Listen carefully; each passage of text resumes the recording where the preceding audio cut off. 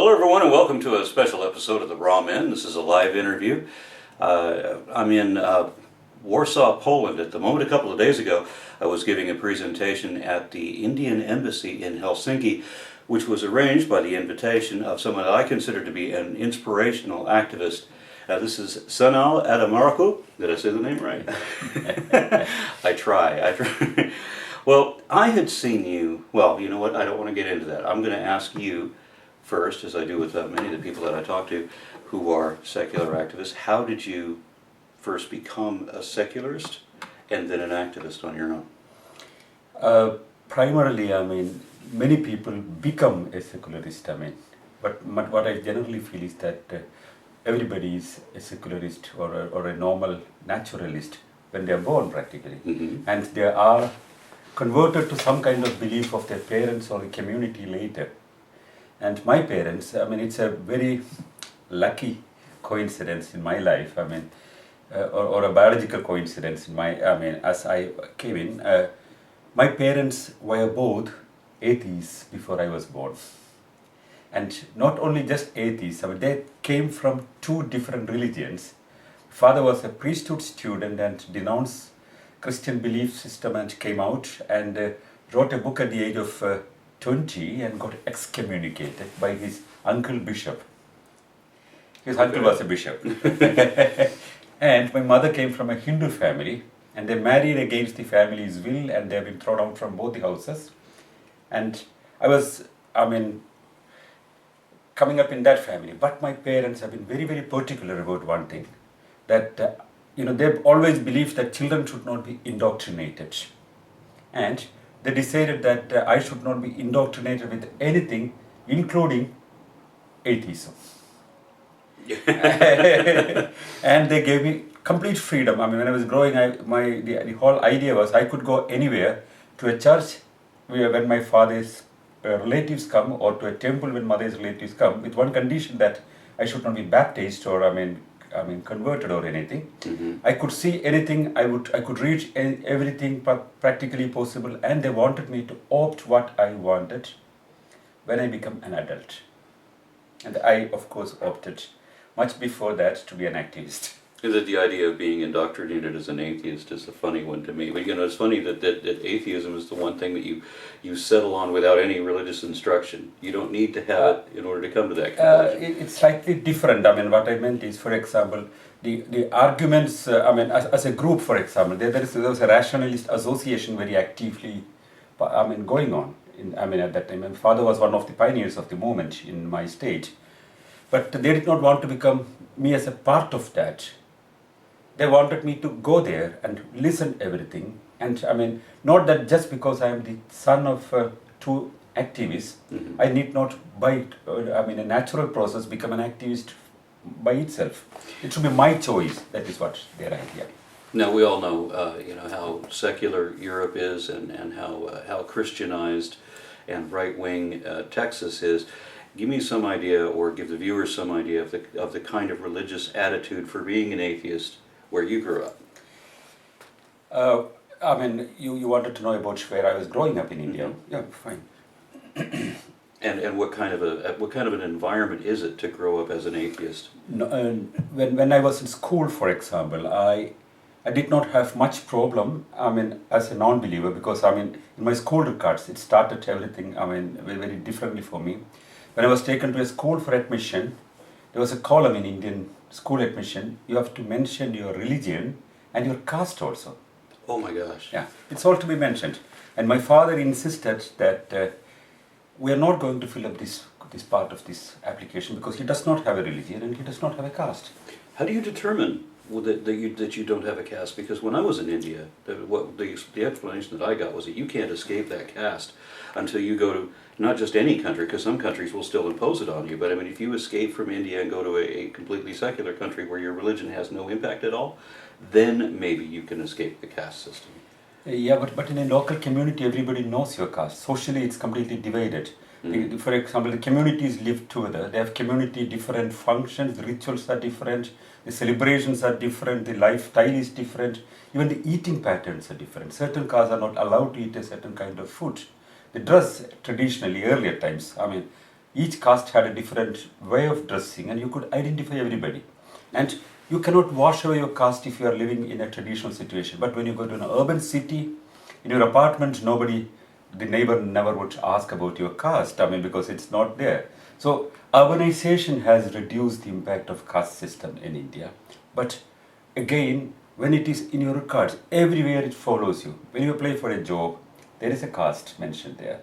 And when you go for any kind of application, there is a caste mentioned there. So we have been arguing that this should not be there because like gender is not to be, it's not to be considered.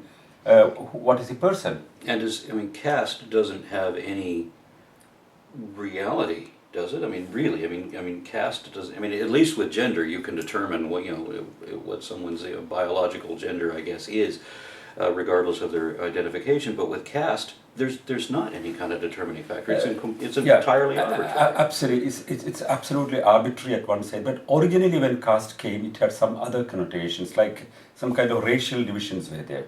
Mm-hmm. For example, some 3,500 years back, when the first migrations of Aryans coming to India, the people living there were driven off. Like anywhere in the world. The Aborigines were driven down south, and they became the untouchables later.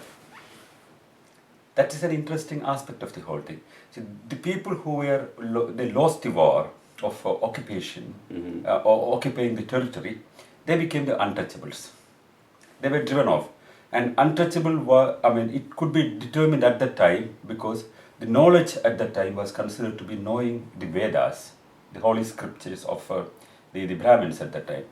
And the untouchable was never allowed to study letters and even to hear the Vedas, and if you hear it, there will be molten lead poured into his ears. Molten lead poured into his ears if he hears. The caste system, I didn't want to talk much about the caste system today, but it is a fascinating and completely surreal alien thought for somebody that grew up in the West. Because it does seem like such an arbitrary decision. So it was originally racially based, but then as people intermarry, I guess, they kind of step themselves down. That's one of the best ways to end up caste system in our view, because we try to promote, whenever people want to choose their spouse in India, it's not select, the spouse is not selected by the individuals themselves in India. It's a family. Mm-hmm. At least 50% of the marriages in India happen, the couple would see each other first at the day of the marriage. The parents decide everything. It's in the caste and the whole structure. We try to promote self-determination of people totally as individuals, and we promote mixed marriages. And not only just promoting that thing, legally it's all fine, but they have a lot of social isolation in many places. So we give moral support, social support, and legal support to the mixed marriage couple or mixed couple, and we have a wing in the Rationalist Association to promote that. It's sometimes very difficult. One good example I tell you, my own case, my parents when they married, my father was a well-known journalist at a very young age. And when they married together, they have been living in a separate house because they were thrown out from the house. Mm-hmm. My father was from a plantation family and his father is no more existed. He died earlier. And they were invited back to his ancestral home as the person of the house. They've gone. After some time, they have gone together to father's house. It was quite surprising that they welcomed them back. But when mother had the first labor pain, then comes the whole thing. The priests, there are so many priests in the family, including a bishop, and some priests come and some of the relatives come and they put a condition that my mother would convert to Christianity, or else they would not allow her to have the labor there. And where was she having the labor? This was at home? She would be taken to a hospital, but she was at home, and the labor pain begins, and they refused to take her to a hospital. And it's rural India. It's not like a modern city, and one has to really go to a hospital. And some 5-6 decades back, it was very, very difficult situation. Mm-hmm. And she was helpless, and my father was not at home. He has been somewhere. And when he came back, they insisted that she has to convert this moment, and immediately she would be taken care of, and or some expert would come and the delivery would be handled, or else they have to leave. That's something about religious belief that I never understood. You know, that you will accept Jesus and we will give you land. Yeah. Right. Accept Islam, or we will kill you. So in either case, you say, okay, I believe. Well, what the hell does that mean? I mean, you obviously don't really. Being told that you're going to be killed or that you won't go to the hospital in neither of these cases does that actually prompt you to literally believe that a magic invisible man and a talking snake and all that. Yeah, precisely. You know, it's not, you know, it's my mother's position was very clear. She was not convinced about Christianity. He read about Christianity and he said it's absolutely bullshit and she didn't want to be in that. Mm-hmm. And she said, I am not a Christian, I don't want to be a Christian. And then they were thrown out of the house. And in the night, I mean, they walked in the midnight in the rain for nearly 12 kilometers. This is while she's in labor. When she was in labor, and on way she has in the placenta breaks and water comes and they would not survive, they thought. And you know what? How my mother delivered the first child? She delivered. They were walking to mother's home. There's a medical care center nearby or something like that. They were very young people, 22 years old or something like that. And she falls down under a tree in rain. It was raining June. Very heavy monsoon rains at that time, and I mean she falls down in the open in under a tree, and just delivers there without without any medical help, but for my father's personal help. My father assisted her delivering the child. And this is the first child at 20. And that is the first child, and that was me. Wow. And I was born in the open. I mean she delivered me in a rain to mud. Impressive. Yeah, one other thing, not to detract from that, but I mean, the influence of Christianity, and we're talking about India here, so as I understand, India is like 80% Hindu, and the remaining 10% is divided between the Sikhs, the Jains, the Christians, the Muslims. Is that demographic about correct? Yeah, that approximately, but Hinduism is per se not, you cannot really consider that 80% are Hindus, because a major part of the Hindus are not in the mainstream Hinduism. Again, that's the impact of the caste system. The untouchables are not in the Hinduism. Still, even in many Hindu temples, they are not allowed to enter there. Okay, and I don't know how to relate to that. Yeah. Because we don't have anything like that anywhere else. It's a very unique thing. I mean, the apartheid, for example, could be a small example, but it's still harder because you cannot come out of it in any way. And the Hindus don't generally consider themselves Hindus, but they belong to a caste, basically. The caste is the primary identity. So there is no Hinduism, but there are so many different castes, and now they call it Hinduism. Okay.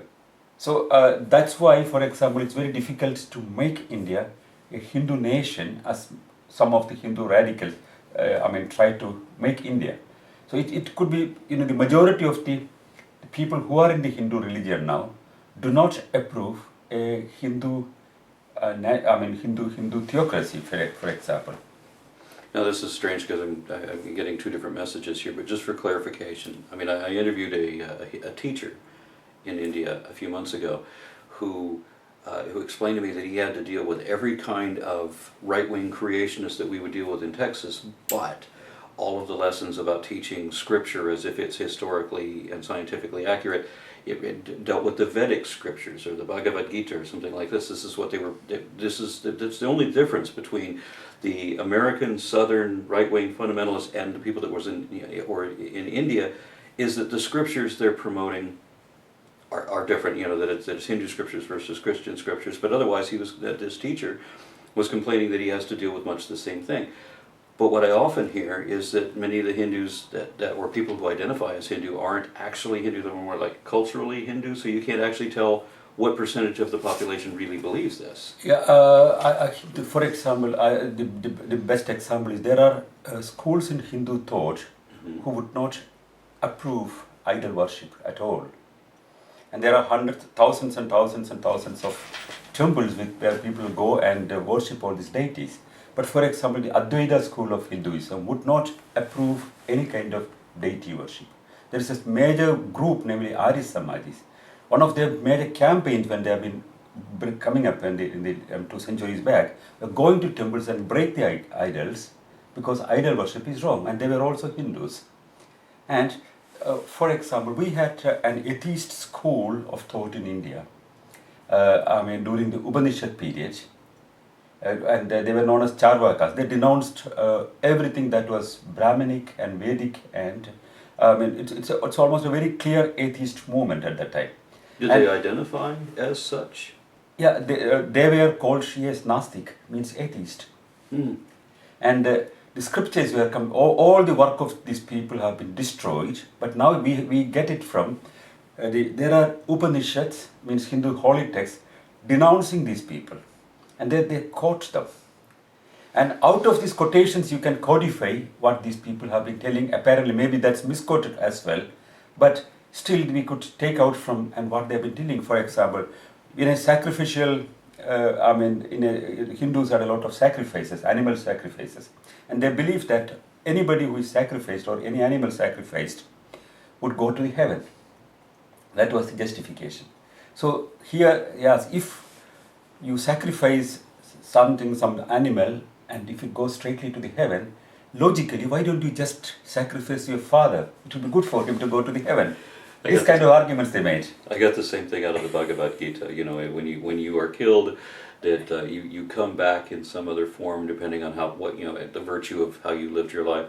So it's okay to kill people because you're only killing the body. Yet, at the same time, it's not okay to eat cattle because that is a reincarnated ancestor. Well, what difference does it make? Yeah. If it's okay to kill a person, why is it not okay to kill a cow? I have to tell you, when I Bhagavad Gita, you have been speaking about scriptures. Bhagavad Gita being presented like Bible in United States. Yeah. It's slightly different in my view. For example, Bhagavad Gita is not considered the ultimate religious book by all Hindus. For example, there are Hindus who say that the Vedas are more important, and Bhagavad Gita is just a later part of it. And there are many Hindus who don't accept the Puranas, the big sect of mythology Hinduism. Mm-hmm. So there are several books, and there is a major effort going on now to make a common text Bhagavad Gita acceptable to everybody. But that's the most dangerous thing in my view, because Bhagavad Gita is a book which advocates what the fundamental message of Bhagavad Gita is: go into war, no matter whoever is there, destroy and kill your kith and kin, everybody, for the goal. You know that the end justifies whatever means you are doing. That's the precise message of Bhagavad Gita, and that has been the message of Bhagavad Gita when it was propagated originally, because Hinduism was emerging against the existing Buddhist culture in India, and they have been physically, annihilated everywhere. And here, Bhagavad Gita was used as a war-mongering, motivating book. I remember a quote out of the, I don't remember where it was from, Purana maybe, but it described the many manifestations of Vishnu, one of them being Buddha, that Vishnu manifested as Buddha for the delight of deceiving atheists. Yeah, that Hinduism has, one part of Hinduism has a strategy to absorb everything. Mm-hmm. For example, these were so many different belief systems. For example, Shiva worshippers and the Vishnu worshippers fought against each other for 2 centuries and killed thousands and thousands of people. And later now they say that they are part of a trinity. And wasn't it this Trinity, the Trimurti, is older than the Christian concept of the Trinity, is it not? Yeah, but this Trinity, the Trinity, it's not precisely Christian. It's Buddhism also has a kind of Trinity in that. See, a lot of Americans, I've listened to interviews with people. They think that Christianity is the oldest religion, and that Hinduism is like a relatively recent thing. And I would like Americans to understand that no, Hinduism is the oldest religion in continuous practice, and being that it is so much older, it is more voluminous. People look at the Bhagavad Gita and they think it's a relatively small book. They have no idea that it's just one chapter of the Mahabharata, and that's not even the whole. That's not even the Vedic scriptures and everything. So the Hindu religion is enormous.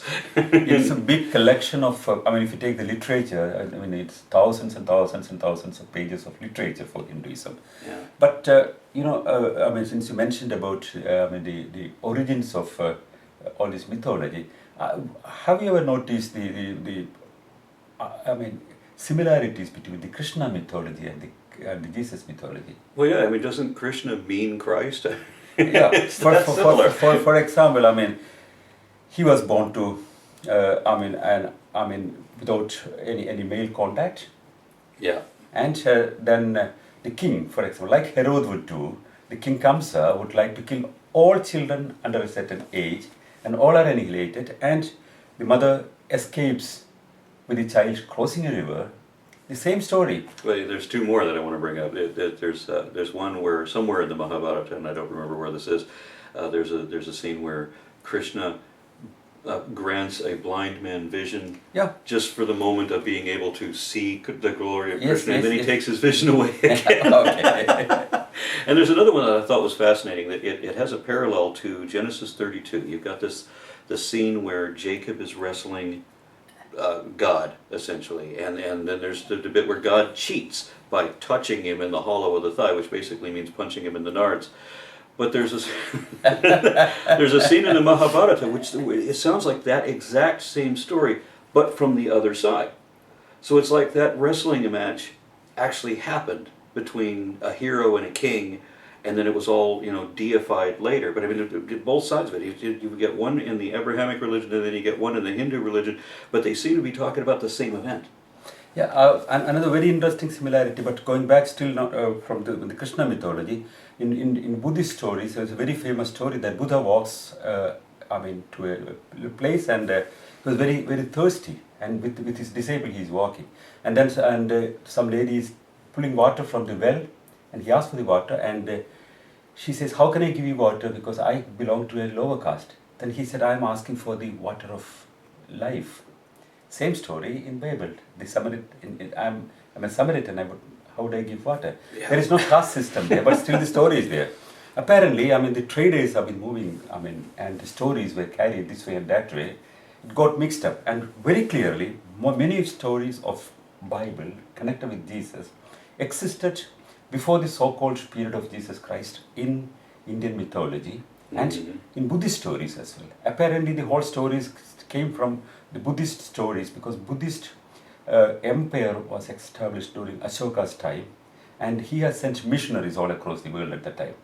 The stories perhaps have gone with that, and it got mixed up with other mythology, and many of what we know as the Jesus stories are also having existence, much earlier is something one has to, really consider. I'm frequently labeled as a mythicist because that's exactly my perspective, is that none of these are actually based on a historical event, that they are all adapted tales. Yeah. And with the possible exception of what I mentioned in Genesis 32, where it really seems like a hero and a king maybe actually had a wrestling match, and then both sides get exaggerated for different religions.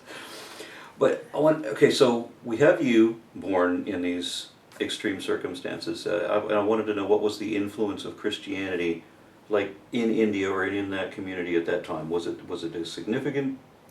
Christianity is, many people say that we have only 2% Christians in India, and it's a considerably small community. Mm-hmm. But imagine that India has 1.4 billion people, and the 2% that you say is more than the entire population of many European countries. Yeah. That's one thing. And it's quite a lot of people. And if you look at the whole influence of Christianity in India, a major section of Indian schools are, the private schools are owned by the Christian churches. Okay. Hospitals are owned by the Christian churches. During the British regime and before the colonial efforts of Portuguese and French and the Dutch, every time the Christian missionaries have been targeting people. They have been making institutions, everywhere.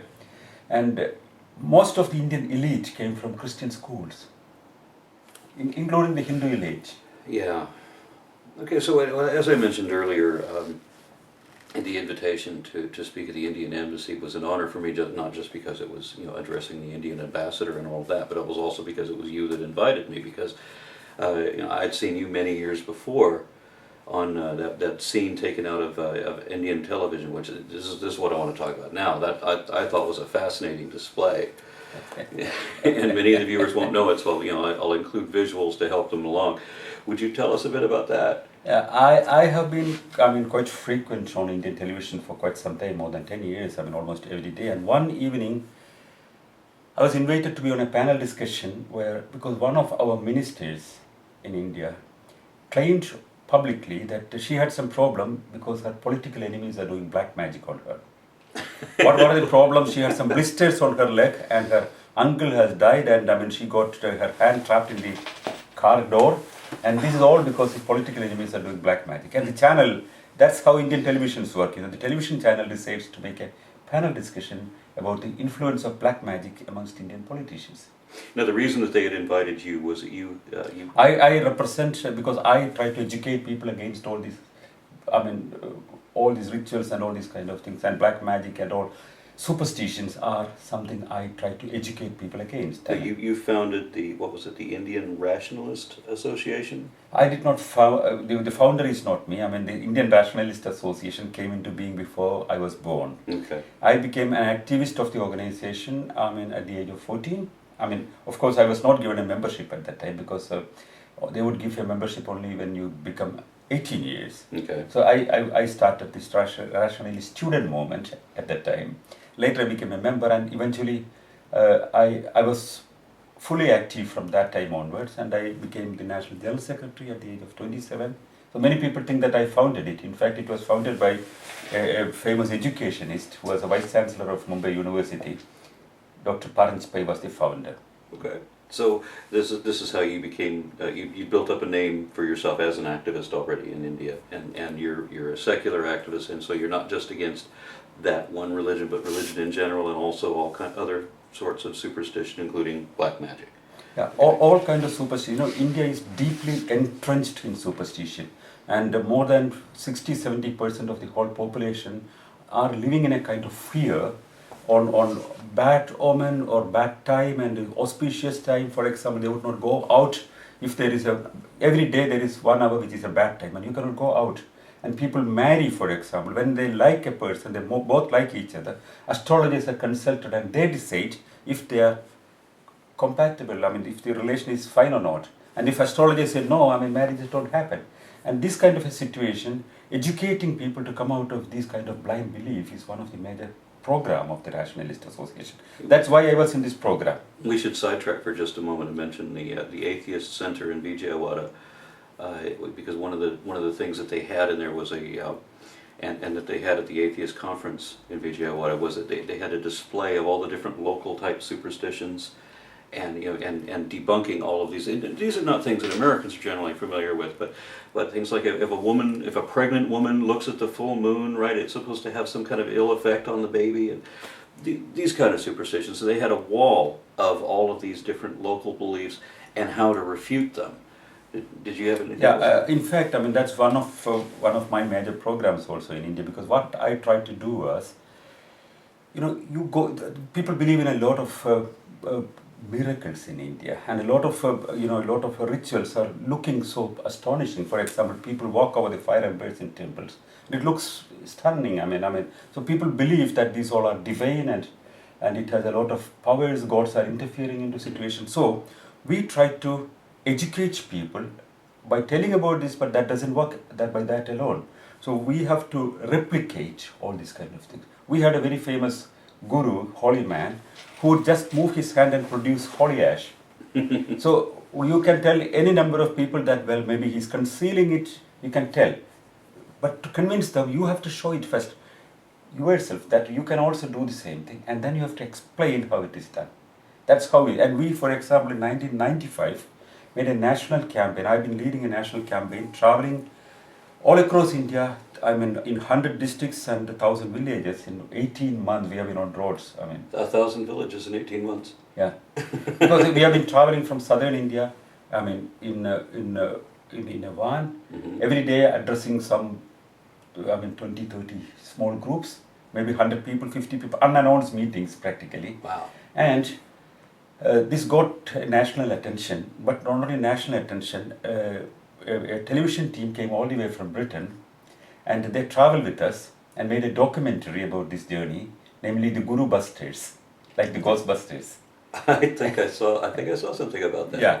So, for example, the reaching people directly and talking to them directly on their issues and showing them and then explaining them how it is done. For example, not just saying that it could be sleight of hand, but we produce it, like James Randi would do. I saw him do that with bending the spoon. He was in front of Barbara Walters. Yeah. And she really believed in the spoon bending and all of this. And when he demonstrated that, it was beautiful because her reaction was, she was so embarrassed that she'd been duped at that. Yeah, that's the only way, that's one of the best ways. For example, during this journey at thousands of places, I've produced holy ash and shown to people. Then I said, look, it came from this little ball which we made, and how to make this ball, we said. Then we distributed it to people. Go and show your parents. To children, so that works like anything. So that is why during this television program, I'm quite well known for this thing. Every year, I used to make a workshop to train 200 youngsters to all these tricks of the gurus. We train the youngsters with one condition, that they should go back to their places and train another 10 people.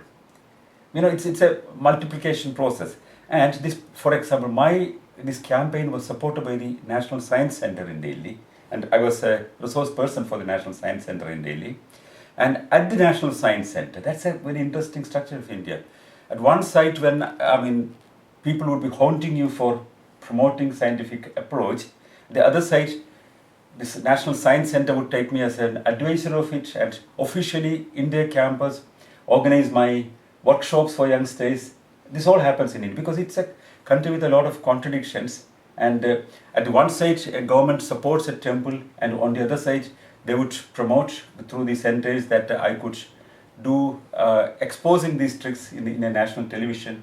This all is possible in India. Yes, it's funny as you brought it up that I remembered seeing bits of this documentary about a traveling debunking show in India, and I didn't realize. Yeah, that was our show. Okay, so you obviously had a name nationwide, and then they bring up this whole thing about the infiltration of black magic in Indian politics, and then you become involved. Pick it up from there, if you would. Then when the program was on the other side of me, they have invited a guru, was very well known at that time. He was on almost every television, and he was promoted by all channels, the most powerful tantric. That's the word they use for people with special powers. They have special knowledge about magical words which can kill people, which can destroy your future, everything they can do. They can help you, you can damage you, finish you politically, everything. So this guy is there, and he was supposed to be the secret spiritual advisor of one cabinet minister at that time. And he claimed also. Hey, he's on TV as being the secret spiritual advisor. All right, go ahead. And then during the program, and this was a live program in the evening, on a Friday evening at 6 o'clock or something like that. And the guy, he has a completely authoritative structure with a lot of white clothes around him and a shaven head and all. And he says that I have the powers to kill anybody. I know the magical words for that thing. If I chant it, anybody would faint down and die in few seconds. And it's possible. Whatever you say, I could do it. I know it. I tried it on some animals. It worked. And I can do it on any human being. I've got people faint, and I can reverse them back at that stage. And if I don't reverse them back, they are dead. A painful death immediately. With pure magic words. Okay. And it's, So all he has to do is utter the word, and you're dead. Yeah. And this was going on in a live television program, not even edited. It was going on air. And I thought the impact is, probably whatever we have been doing for the last 25 or 30 years can be damaged by this kind of a claim, because people believe what is there in the television. They always say that you can't disprove the supernatural. That if there are supernatural things, there would be no way that we would be able to verify that. But as I always bring up, if you watch Star Trek or Star Wars or Lord of the Rings, they demonstrate their magical ability again and again and again, and even if you don't have an explanation for it, even if it is literally magic, you see that it works. Yeah, it's conditioned in you. Yes. Yeah. And I knew the danger, and I didn't plan it. It struck me. Suddenly I said, "Come on, if you have such a power, why don't you use that power on me right this moment? Kill me now." That's beautiful. It came, I mean, it just came like On live that. TV. So he said, come on, you are getting overexcited. You will be dead. I said, you can't do that thing. I mean, if you can do with magical powers to kill me, do it right this moment. If you do not do that thing, then I put the ball on the other side. If you do not do that thing, I tell everybody, he's a fraudster, he's a trickster, he's making false claims, and he's a cheater. I mean, I repeated all these words, because I wanted to, to clear the damage that he has done. And one thing that spiritualists do not like is the burden of proof. Well, I mean, then the anchor also has been a little bit supporting my position. He said he has been putting a lot of respectful words for him and said, come on, show your power by doing something on him. And I provoke him, and I was quite good at provoking people sometimes. And he was so angry, and he started chanting his magical words against me. And what could I do? I tried to laugh and make my body language so that it's a little funny and humorous. So he tried to chant all these magical words and continued for some time. So the anchor was asking how much more time for him to faint out. He said 15 more minutes, and then continues, and the viewership is growing up and up. Then he comes straight away on my forehead and hold it so tight. Then I thought he's going to break my skull or something like that. It was so hard. I said, we discussed about magical killing. You are trying to, You're going to strangle me next? Yeah, then he really pressed my temple so hard, and every time I had to push him back. And so that's what we're seeing, is he's not just... No, first he does all these things, and he immediately holds here, and then shakes it so hard, and then he moves it, rotate it, then he said, you're already, getting nausea. So he's trying to crush your skull as his magic fails. And then I said, it's not possible, and I did not allow it. And it went on for 1 hour like that. And then he was sweating, I mean, nothing happened. I was laughing and laughing. And then he said... Because that just means your magic is better than his. Yeah, that's what he said. But he said in a very different word. He said that, I'm trying to invoke some of the deities, but you are protected by some other deities. I know it. That's why I cannot touch you now. I said, I am an atheist. I don't believe in any kind of these deities or gods and their powers. So then he made the second argument. I mean, he said, okay, then even if you are protected by other gods, there is an ultimate death ritual. But for that, you have to be in the burial place in the night on Friday. So I said, if you want to kill somebody, you have to bring him to the burial place and make him sit there. You can easily kill him before, the other ways. He said, you have to do that. But interestingly, during this program, half the way, nothing was working. Then he asked, bring a knife.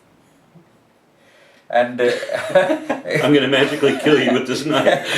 I didn't lose my cool even at that moment. I said, well, we have been discussing about magical killing, not conventional killing with a knife. Yeah. And he brought the knife, and then he played the knife in front of my eyes and neck and all, an open knife.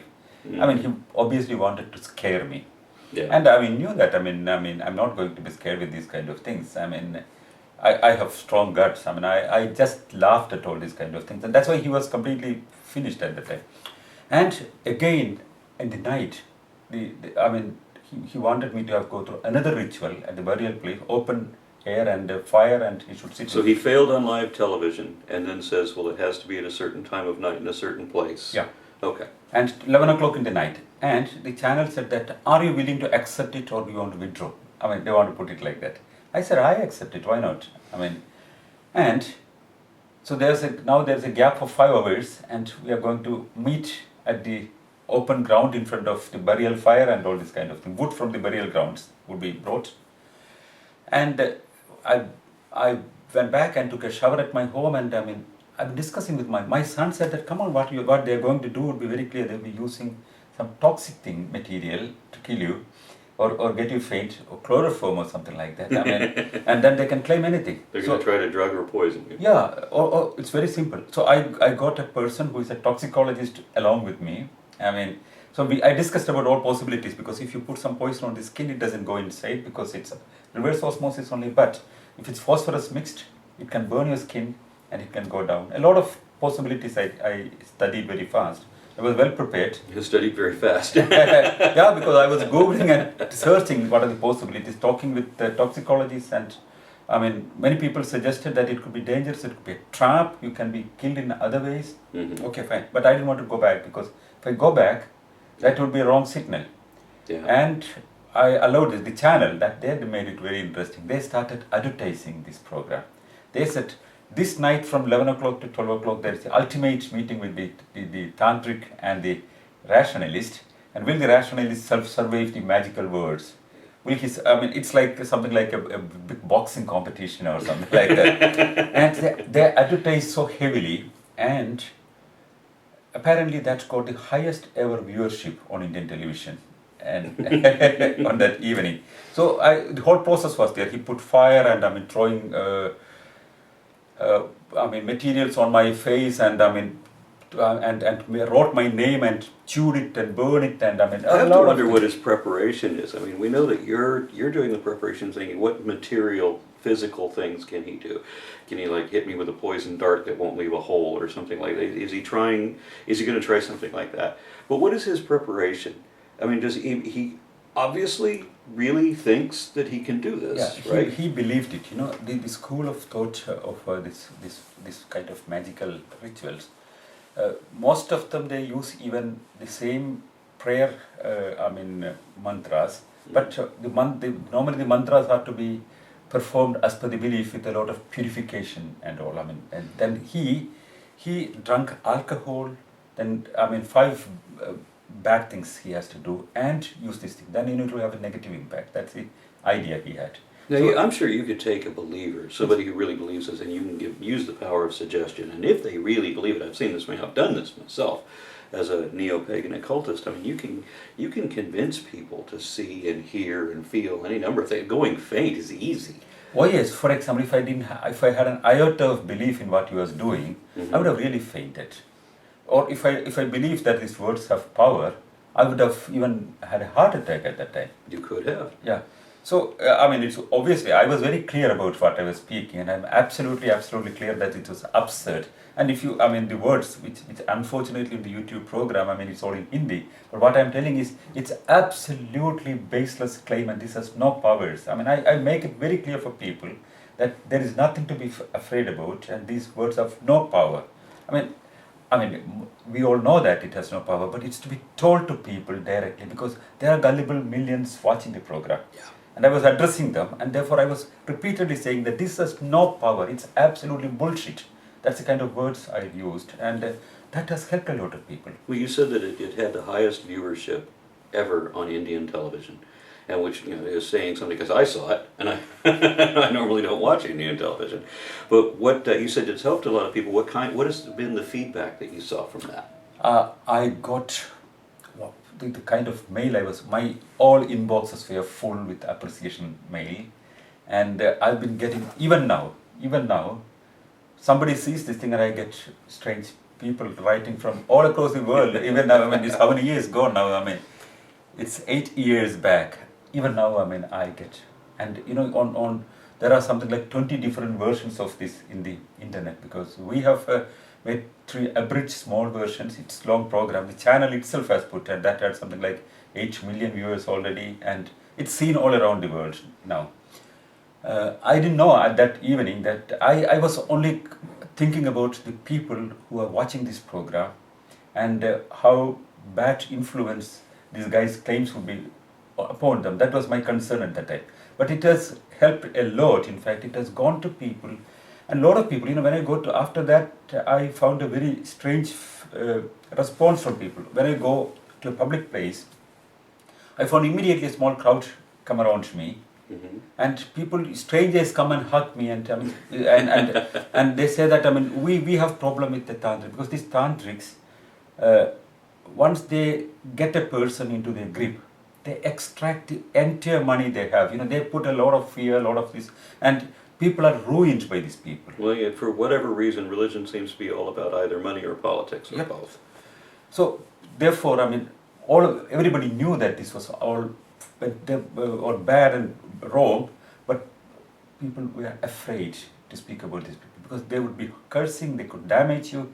So somebody stands up and challenge these people. People like And it. if you accidentally slam your hand in the car door, as you mentioned, somebody injured their leg or got an illness somehow, or their political career went belly up, then it's all to be blamed on the magic. You can, nothing ever verifiable.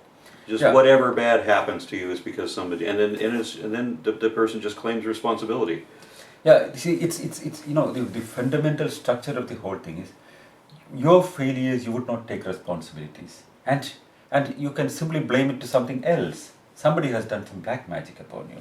And on the other side, your success, you would not want to take the claim that I have done this thing, I worked for it and I got it, and that's a good feeling. Yeah. And then you would now think that, I mean, it's because of the destiny, because my guru has done good magic for me, and that's why I'm successful. And that's why these people lack confidence. Still, then again they want to go back to them. And look at the, you know, who are the people, who are the powerful people in India who are behind all these people. The successful cricket players in India, because cricket is a very big game in India, and they are like big heroes in India, the cricket players. So there are many powerful, popular celebrities who are from the cricket are followers of these gurus, politicians. At one time, we had a holy man, namely Satya Sai Baba, and who claimed that he created the universe, and he could not speak any other language than Telugu. The only country that he traveled across outside India was Uganda during Idi Amin's time, and that's the guy, who created the universe. And he, imagine, had Indian prime ministers, Indian presidents, Indian chief justices in the Supreme Court, all were his disciples at one time. And when he died, it was a national holiday, and the prime minister was sitting there at his place, and he was the guy who would produce holy ash by moving his hands. And he was accused of pedophile by hundreds of children. So there's another consistent theme here, where we have in the United States, we've had like political candidates who will be endorsed by people who were not only accused of pedophilia, which is, just you're victimizing the susceptible, which appears to me to be all religion ever does. And then the people that are doing that are not just pedophiles. They're also, in one case, there was somebody who was endorsing Sarah Palin, who was also accused of killing children on the charge of witchcraft in his home country in Africa. I don't know. Even in India it has happened. There was a very powerful, holy man, Asaram Bapu. One of the major complaints that came from the schools which was running from parents, children were missing, and their bodies were later found with the cut stomach, with the internal organs removed. And there are many witchcrafts in India are done with the internal organs of people. And we have, we have something like 1,000 children missing every year in India.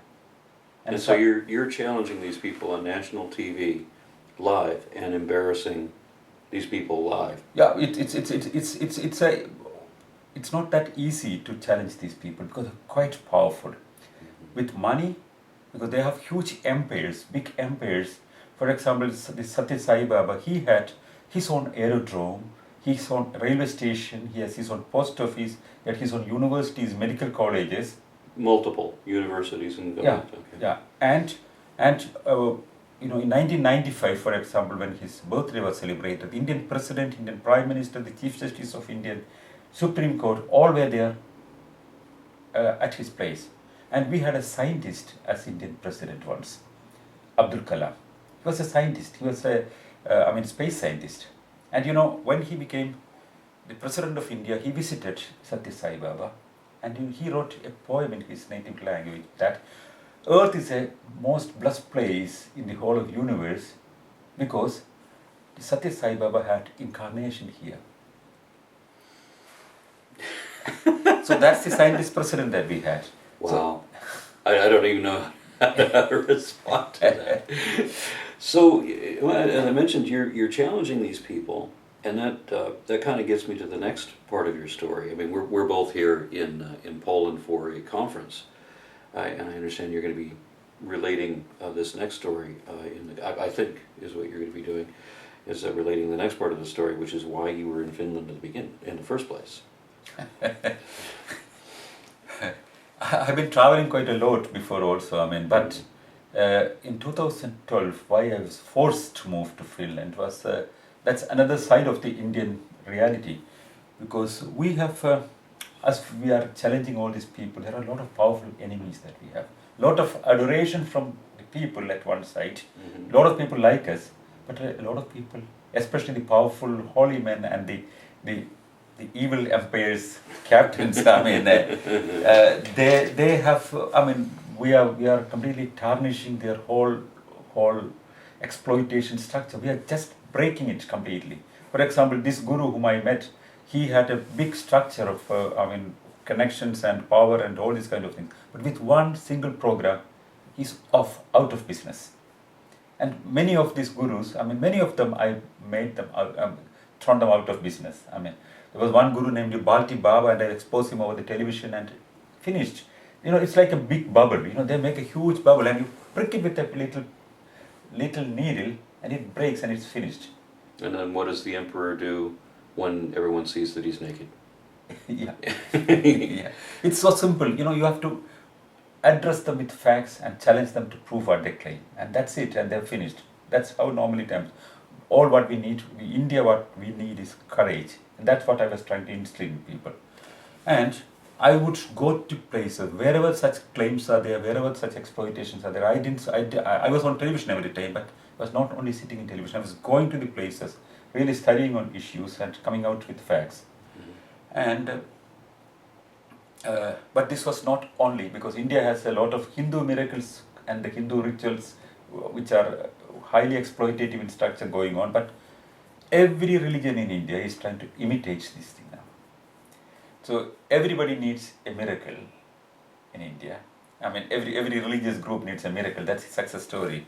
And a Catholic church in Mumbai, one day, they started claiming that the Jesus statue there, a crucifix, has water dripping from its feet, and Jesus is crying.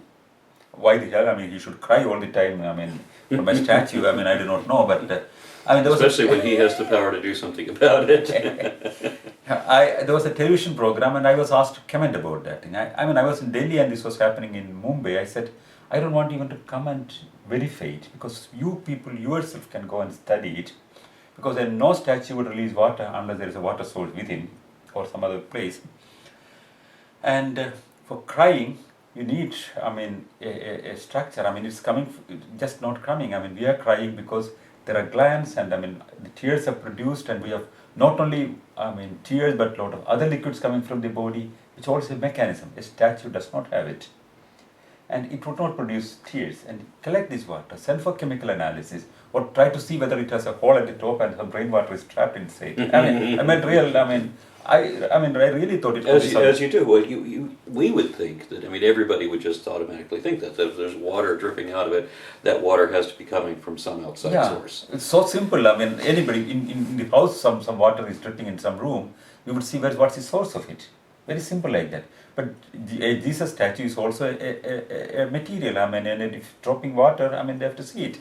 So they said, they put the television program. They came on the other side. The priest, he said it's a miracle, and it works because we have given this water to people, and ailments are getting cured. Okay, so they're taking the water that's dripping off the statue, and people are drinking it and then claiming that. Yeah, and somebody who had cancer has now, it's all over immediately, and somebody had stomachache and that's repaired. Everything is. Oh, how could you deny that? Yeah. You couldn't. You have no skeptical ability at all. So then they said that, and then they put the ball on my court. They said that you sitting in a Delhi studio, you cannot claim that it's not a miracle. If you want to say that it's not a miracle, you have to prove it. You should have empirical evidence to say that it's not a miracle. I love when they make a challenge like that. Yeah, I said, it's so simple. I am willing to come there, provided you don't attack me and permit me to verify it. I don't say that, I would be able to understand it. I will try to understand it because I have only one weapon with me, that's common sense. I would try with that thing. So they had to accept the, open challenge from my side also. I said, invite me and I'm coming. Otherwise, you cannot make this claim. So a program was planned, and the television channel I talked to, I said, I don't go alone. You have to come with me. Otherwise it can be differently claimed. And then, this was something which they did not expect that I would go there and actually study it. Mm-hmm. So the moment when I was reaching there, I mean, morning 10 o'clock flight, I reached there and I was supposed to be there at 12 o'clock. No, they don't permit me. They have to discuss and all. And at the end of it, 4 o'clock, they permit me to come. And I go with the television. What is there to discuss? No, they internally discussing if I should be allowed or not. Now they are afraid. Okay. So, and when I go there, they decided to make a trap for me. That was the whole. It was not just this miracle that was important, because I have been speaking about the Catholic structures quite powerfully presenting in India. For example, when Mother Teresa was beatified, and they needed 2 miracles for that. And the first miracle was claimed at that time. The miracle was one lady named Monica Besra puts a picture of Mother Teresa on the stomach, and she had a tumor, and it disappears. And that was the miracle. I talked to this lady. I went to Calcutta, I talked to this lady and found a very interesting thing. In a little conversation I got it. She has been going to a hospital before that. So I went to the hospital and talked to the people. And I found that she had surgically removed her tumor before this claim was made, and later this claim was made officially by the church. And she had and this is for the sanctification, or what? Beatification. Before declaring a person as a saint, the first stage is beatification. Okay. Then you are waiting for the sainthood. Then the second miracle should be proved. Then you are a saint. And so the first miracle is that the woman had her tumor surgically removed, and the church, the Catholic Church, is now officially claiming this as a miracle for Mother Teresa. Yeah, that's official miracle. And I proved that it was removed. You've got some big enemies. Yeah, and I came out publicly and I made a press conference and I gave the whole details of I got the doctor speaking about the medical cure that she had, and that's all seen. Aren't they still promoting that? I mean, they're still trying to promote Mother Teresa as a saint. Yeah, they are going to make September. She's going to become a saint. This is still then. This is the first miracle for which she is becoming a saint. But they're still using that site, even though they know it's wrong. Yeah. Okay. So, but I did not simply speak about this thing. I went to the media and I exposed it. I talked on television about this exposure.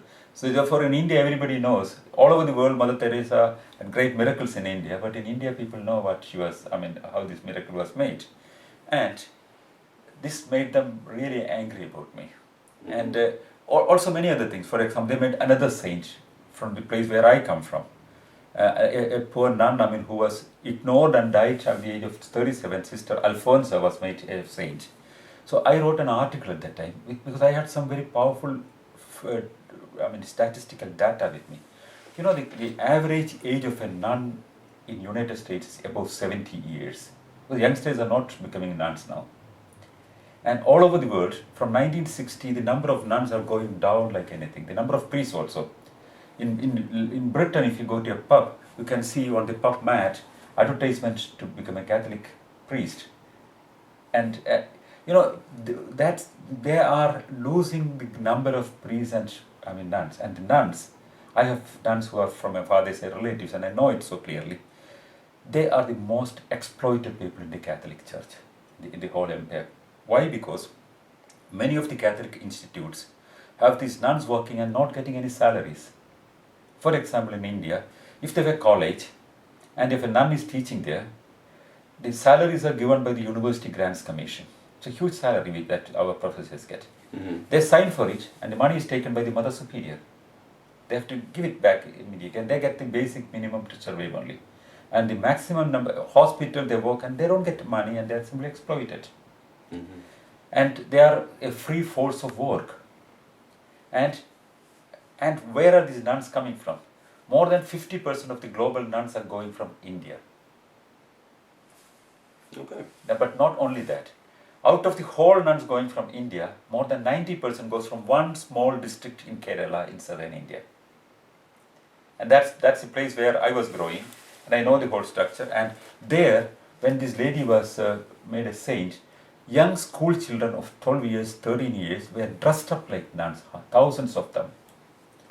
The church gave them dress and they were demonstrating and identifying themselves as this saint who is a nun. Because that is a drive that they want to make. That's a recruiting place. So this is nun nuns for being exported to the world, that's a nun recruiting drive. And I wrote this article and I put on my website, and one of the topmost news magazines in India asked me to allow to publish it. They made a cover story with it, with these facts. And they could not deny it. I mean, the facts were there with me because I really work hard to bring my facts. All these facts, I'm telling that 91% of the nuns in India coming from this little place of Kerala, and their school children are dressed up like nuns, is non-recruitable. I mean, that's the whole idea. And I got enormous calls from anonymous people at that time, that if you touch the church again, you are going to kill you. I mean, these kind of calls I got. I said, come on, I'm not afraid of anyway, one has to die one day. No, so just to bring you back into the context, you've challenged the production of the nuns and the recruitment, and you've also challenged what the Catholic Church is still claiming on behalf of Mother Teresa's sainthood. So both of these things happened before you addressed the miracle of the statue. Yes. Okay. So this is the backdrop of the whole thing, and they are trying to trap me on something. And then I reached there. The first thing what they say is, they suddenly became very friendly to me. The priest asked me, why don't you just, they bring a little axe to me and said that, why don't you just smash at the bottom of this statue and see whether there is water trapped there. Then I said, I knew it immediately, because if I was stupid, I would take this axe and I hit it or something like that. Mm-hmm. So 100 photographs would be made. The only thing that they would not say later would that we gave that axe. Yeah. Yeah. So I would be looking like a crazy person. And a vandal. Damaging their statue. I would not do that in any case. I mean, that's not my intention. And then there's never any need to do that to find the source of the water anyway. Yeah. So I said, I don't want that. Then they said, you can dig up the whole place, you can turn out the statue. I said, nothing I want. I just want to observe the situation there. I just want to watch there only. And there was a prayer going on. I waited till the prayer is over, and they brought this holy water and gave to people. Small in spoon they were giving, and people were just taking and licking it down because they thought it's holy water. Brought to me, I didn't take it in. I refused to take it like that, but I got one of my friends collect it in a small bottle, and we sent it for chemical analysis immediately. That's why we collected it. So then I looked at the place and I found on the back side of this, the statue wall, there was a wall and that had a lot of algae growing there. So why should there be algae on a cement wall? There should be some water source inside, and it's putty for some time. So I went through the way the algae was going. Then I found that at one place the algae is all around. There the wall was little wet and a little cracky, and I just opened it. And then I found there was a cloak waterlogging, of toilet. It was stinking like anything. What does and clogged toilet. Clogged toilet water. That was clogged there, and that was, since water cannot go anywhere, it climbs through the little pores, and it was coming through the statue also, and it did not go up. It came up to the feet, and the nail was there on the feet, and it drained out because of gravitational pull. It go down only immediately. So it did not climb up, and it was not actually coming from the eyes. It was coming from the feet nail, and it was simply siphoning down only. So then I went back to the statue and touched above this nail. There was no water, and it was coming at that point only. I found it very clearly. So with all these facts, and I photographed the whole thing, videographed the television channel has videographed the whole thing. Then they made the second trap. They said, now I go and we see the television in the evening. They said, no, you cannot go now. You have to explain this crowd right now what you have found. And you have to answer them, otherwise you are not allowed to go. The tone immediately changes. They become very tough looking because they understood that I got what is the source. So they said, you are not going. They hold me and they said, you have to talk to us. You have to address these people and tell what you have found. You cannot make. I thought they were going to attack me. That was my feeling. And I thought I should use this opportunity, and maybe they attack me, but I speak out, and I had started addressing these people. But I very, very carefully, it's a lot of common believing people there, and I started saying about the fundamental duty of an Indian citizen as per the constitution to go for scientific temperament and all these kind of things, and the miracles sometimes can be mistaken things, all these kind of, and other Hindu miracles and all I mentioned. And then I found, a good public communicator. I found these old ladies and all agreeing and shaking heads and all. Then they said, now it's enough, you go. They didn't want me to further speak to them. So I go. So you hadn't divulged to the crowd the source of the water in this depth? No. Okay. I didn't, because then they will kill me there. That was very clear. Okay. It was 300 people waiting there, and they wanted me to talk to the crowd, and they wanted to make a scene, and they wanted to attack me there. That was the plan there. Then later I was told by people that, they have been preparing to attack me with chairs, to make a clash, and they should attack me with the chairs. And they're going to incite the audience? There was an audience on the streets in front of this crucifix. Some 300 people were sitting on chairs. Ah, okay. And extra chairs were on the side. They wanted to make I speak something, and some provocating situation should be created, and that way a they pandemonium, and then some selected 5-10 people standing somewhere, they would come and attack me. That was his plan there. And then they can dismiss it as being a riot with unidentified... Yeah, because I provoked these people. I went to the church and provoked these people. I was a crazy person. They can claim that. So I was very, very careful to avoid that scene. So I very politely and friendly talked about this and that, and I escaped. And later I come to the television channel. So then, meantime, they try to stop the program. The bishop telephones and say that this program should not be on the air. We will not allow you to further work in Mumbai. We will burn your theatre and all. So the bishop is threatening to burn the television studio? Yeah, not bishop personally. He's, the people working under him. Yeah, he has a thug group, namely the Christian. It's an oxymoron. Christian Secular Forum. All right. Well, we have something similar in the States. It's called creation science. And in the television program, I explained everything so perfectly. For 10 minutes, I narrated everything, shown the pictures, videos, and everything, and I explained this thing. The church sent 5 people to defend the miracle. And this is a panel discussion now. So they said that this was miracle and ailments cured and this and that, and I said no, it's not like that. But discussion goes on, and the bishop calls again, stop it immediately. The channel says, why didn't you join the program? And if your people are not enough to answer him, because they got completely furious and completely hysteric, saliva coming here and all these kind of things, and I was laughing, and then the bishop joins the program. The Mumbai bishop personally joins the program, and then there was a very interesting discussion, and it's a very, it's unfortunately it's in Hindi, because otherwise it's quite interesting discussion.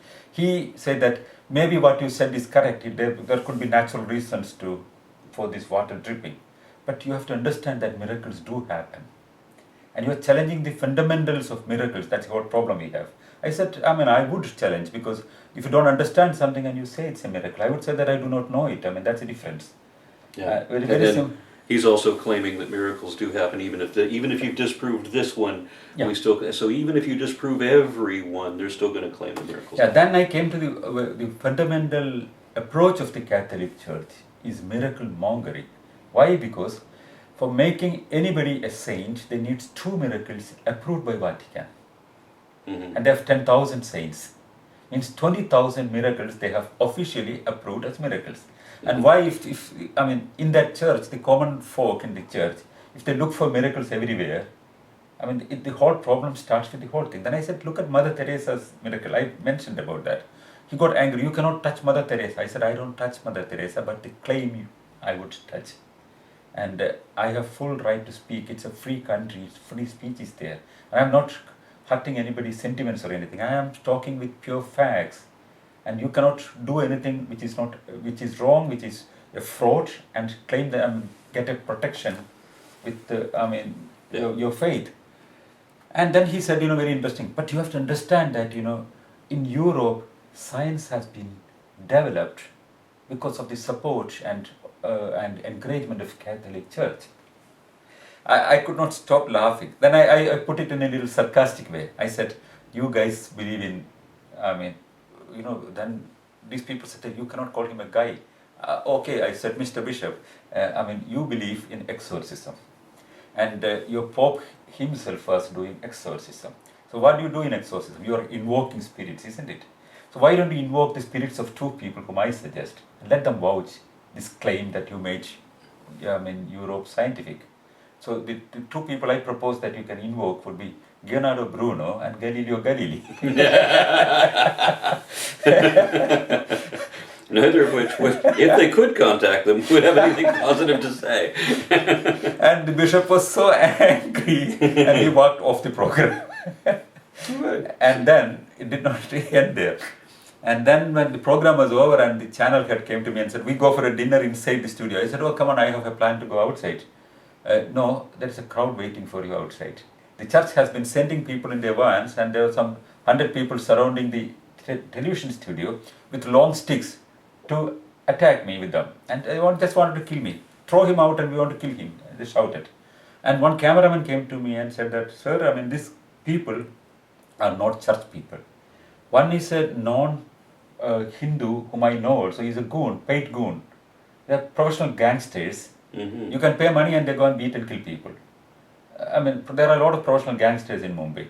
And that's the people there. They brought us, a believing crowd coming to the church. So later, 4 hours later, they break open the back fence of the studio and take my car out there. And then they filed the next day. I practically escaped from that place. I just want to make sure I didn't miss something. They broke up the back fence? No, the front gate, they have been waiting. Some 100 people, they're not going. Because they have paid to kill me, attack me. Because the bishop was angry. So you're saying you got your car and escaped out the back? Yeah, on the back wall of the television studio, and some people opened it so that I could drive through that way. Okay. And then the next day I read in the newspapers that 27 cases were filed against me in different police stations using a very old law in India. We have, our criminal procedure code and the Indian penal code is made by the British colonial times in 1860. And we still follow that. It has a lot of amendments periodically. Mm-hmm. And if there is any law violative of Indian fundamental rights, we can go to a Supreme Court and stop it. But otherwise, that's the law we have. And there is one law, Article 295A, which is the Indian blasphemy law. Anybody who violates the religious sentiments of people with malicious intention, he can be arrested without an arrest warrant. And it's not bailable, it's cognitive. Cognitive means you can arrest without an arrest warrant. You don't have to get the permission of a court of law to arrest a person. I need not be presented to a court. But the police officer convinced is sufficient. Mm-hmm. He can just arrest me, and I cannot apply for a bail even. That's a law. And this law is very rarely only used in India. And the church itself says that this law is bad because the same law is in Pakistan, which is used against the church people. Yeah. Of course, I don't like that law in Pakistan being used against Christians also, because I don't like such laws. Blasphemy laws anywhere is not acceptable. Yeah. Used against anybody is not acceptable. So the very law which they oppose, they use against me at 27 places, so that anybody can arrest me anywhere if I'm in Mumbai. And they wanted to do it before I leave Mumbai, but I escaped in the night itself to Delhi. And then I was told later, then there was, some Catholic forums discussing that they wanted me to be arrested for one night only. You know why? And so they can kill you? Yeah, they said that any co-prisoner who kills me, his family will be paid the entire lifetime, the whole money to survive. They openly discuss in the television, in the internet forum. Or if I go to any court, the Catholics, the believing Catholics should go and attack him and kill him. They discuss it publicly. I came out with this thing. Come on, what are you speaking? Then a police officer calls me at midnight from Mumbai and wake me up in the night and say that I am a police officer from Juhu Ville Parle. That's a police station. I said, why do you call in the night? You have to understand that you have to apologize to the Catholic bishop very fast. Otherwise, we know how to handle you. I said, are you speaking as police or are you a goon? Then why do you call from a private number? So then I checked this number. Yes, that was the number of the police officer of a police station. He's a Catholic and he's very loyal to the bishop, and he threatens me personally that we are going to arrest you and I'm going to physically, with my hand, I'm going to handle you. And I came in a press conference, look at from this phone number, which is of a police officer, I get this kind of calls at midnight. Mm-hmm. That night again he calls me and abuses me on the phone, the police officer. Go and apologize immediately or I will break your leg myself. This kind of language. Mm-hmm. So the media started discussing the whole thing, and there were editorials, the whole national media discussed about it, television channels discussed about this. And it's a very clear case of harassment, absolute clear case of harassment, because he lost the debate, very simple like that. Mm-hmm. Or the miracle is exposed, and it's exposed, and that had a very bad impact. 1,000 people were going to this place to collect this holy water every day. Almost 1,000 people every day. To drink toilet water. Yeah, to drink toilet water. But the moment they realized it was toilet water, the next day, there was not a single person.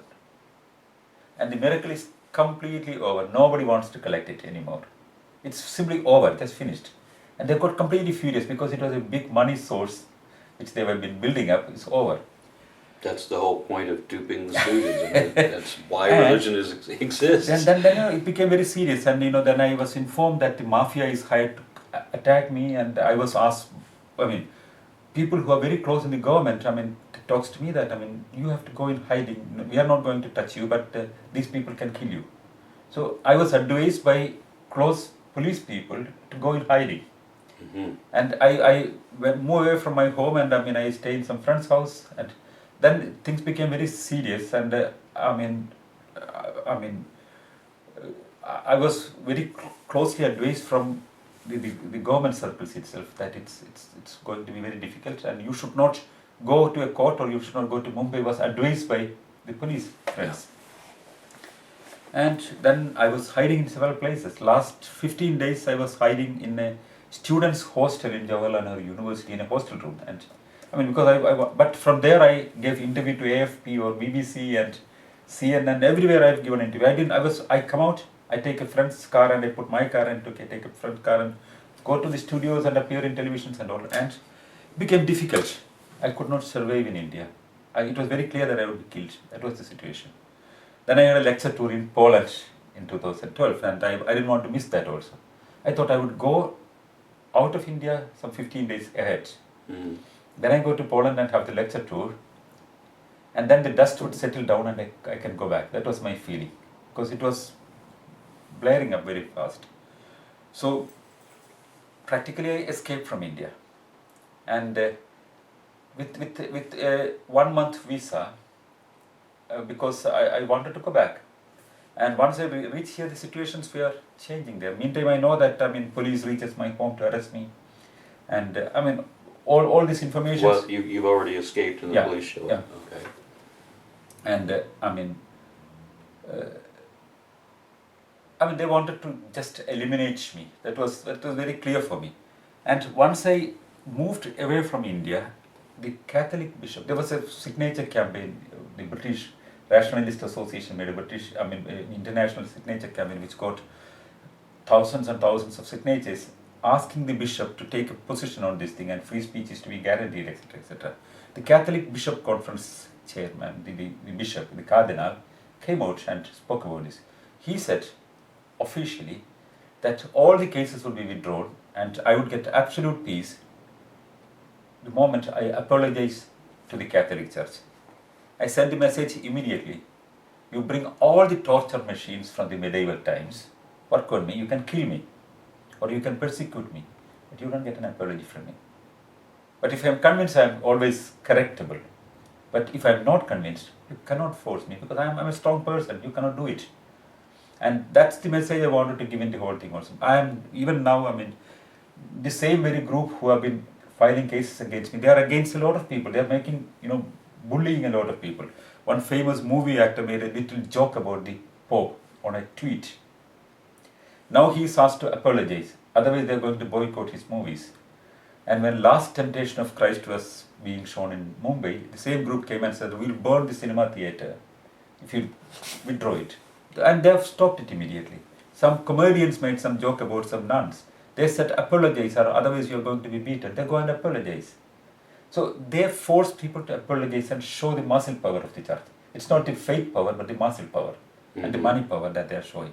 So that's the message I am trying to give to people by living in Europe and still. I mean, I wanted to step down as the president of the Rationalist Association, but I'm re-elected in absentia and I still preside over the association. And everything is going on as we wanted, and nothing has affected me in the moment. Or the only difference is I changed my place of stay from New Delhi to Helsinki. And as you have seen, I mean, they could not isolate me or anything. I mean, I get full support. I'm still on the Indian television over the Skype. I mean, you have been, for example, when you were in Helsinki, a meeting was organized at the Indian embassy, isn't it? I mean, the Indian ambassador is a rationalist, and who supports my position? Yeah. I mean, we have very powerful supporters in the rationalist movement in India. But all this same, despite all this support, we had the first Prime Minister of India was a rationalist, who stood for scientific temperament. And now the whole situation in India is getting very, very intolerant. After I left India, 3 of my colleagues in the rationalist movement were shot dead. One of them, who wanted to organize my coming back in 2013, he was planning to make a show in Mumbai, and we planned that I come to Mumbai and land up in Mumbai and address the whole issue directly. We discussed about it. During this discussion, after 4 days, I get a message that he was on a morning walk and he was shot point blank by an anonymous person. And again, a famous writer was shot dead who was a rationalist. Some months back, a former vice chancellor of a university, who is a writer, very famous writer, National Academy Award winning writer. We have such people in the Rationalist Association. He was in his home and some people come in the morning pretending to be his former students, and the wife goes for bringing tea for them, and they simply shot him dead, point blank. 3 of our very trusted, very valuable members were killed in India recently. And there was a huge public outcry against that. But that did not stop the rationalist movement. As you have seen in the Atheist Center, there are people coming.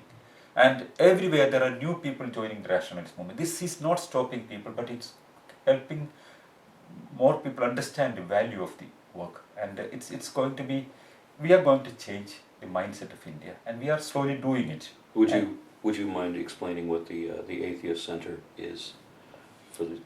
Atheist Center is it's a center of activities in Vijayawada, and they have been doing wonderful work from 1940s. The founder, Gora, whom I knew as a very young boy, I knew him because he was a friend of my father also, and he was a former president of the association, which I am the president. He was the president of Indian Rationalist Association also. He made a small center at Vijayawada, made small hutments in the beginning, and the whole family decided to campaign atheism as an alternative way of life, as a positive way of life. That was the idea. And this center has been, now the 3rd generation of the family members are leading the whole thing, and they are doing wonderful social work and calling an international atheist conference once in 4 years. And I've been in many conferences, or earlier conferences. And They have a small room at the Atheist Center that is, it's like a museum of secularism that I mentioned before, that was addressing superstitious beliefs that are local. The Atheist Center is also kind of an ashram, and it has a collection of dwellings where. The idea came from Gandhi. That's a very interesting combination. Gora was a Gandhian, part of the Indian freedom struggle, but Gandhi was a very, very clear Hindu person, but Gandhi was an open person for ideas also. So Gora tried to promote a lot of dialogue with Gandhi. In the morning walks with Gandhi, he made a lot of dialogues. And he has written a book, An Atheist with Gandhi, and published by the Gandhi Trust. And that was his, he was then later with Gandhi model ashrams he made, where the whole community tried to live simply and tried to take a message forward. this is an idea of, of traditional India where ideas were promoted, and they have been doing wonderful work. They even have at this at the Atheist Center. They have, aside from the, I guess, condos would be the appropriate word. Condos or apartments or flats, and in the museum, as I mentioned, they also have their own they have a hospital. hospital, yes, they have a hospital there. So they have all these Christian hospitals all around the world, but we do have at least one actually atheist hospital in Vijayawada. Yeah, and in India we have a lot of very interesting, it's a huge country with different cultural heritages, and we have a large section of people who are interested in secularism. Secularism is a word which is much abused in India, as you know, because there was one president of India once claimed that secularism means coexistence of all religions and equal promotion of all religions. And something like what is pluralism promoted by government or something like that. That's how he tried to reinterpret secularism. But that's why we clearly use the term rationalism or atheism to identify our position. And we have a lot of people from different walks of life. Lot of youngsters, university teachers, professionals everywhere in India who are associated with the rationalist movement. And we have a big support base in India. But all the same, we are very powerful enemies. Because... Clearly, yes. Yeah. So that brings us up to speed on why you're in Helsinki, and I think we need to close there. Was there anything else that you wanted to add before we shut it down? Well, I'm very happy. That you could come to Helsinki, and though you could not come to the international conference with your quick traveling all around Europe and going from country to country, hopping around and. I wish I could make the Rationalist conference. I was looking forward to that. I know Dr. Vijay is coming. Yes. Yes, he was going to be. It would have been nice to see him again, and I know a lot of the other speakers too. It looks like it's going to be a very good conference in Tallinn, Estonia, in a couple of weeks from now, and. It was very nice that I was very, very happy, and I'm so pleased about what you've been speaking in Helsinki, and that you're making a real fighting front against this creationism is something marvelous and really appreciable. Sanal, thank you for being on.